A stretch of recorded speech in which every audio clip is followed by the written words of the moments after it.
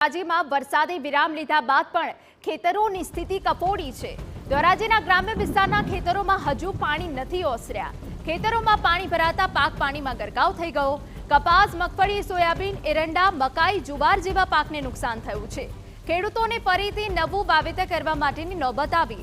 1 વીઘા દીઠ 10 થી 12 હજારનો ખેડૂતોએ ખર્ચ કર્યો હતો। ખેડૂતો સરકાર પાસે સહાયની માંગ કરી રહ્યા છે।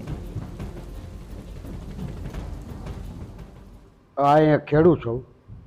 મારા ખેતરમાં સોયાબીન, મગફળી, કપાસ, એરંડા બધું પાણી ભરાઈ ગયું છે।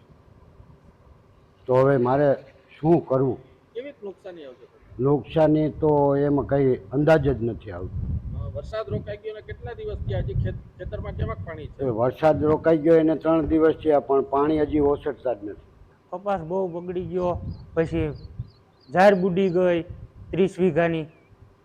તો એનું શું કરવાનું? કેના કારણે? આ વરસાદને કારણે વરસાદ બહુ પીડ્યો, એમાં કંઈ બાકી નથી।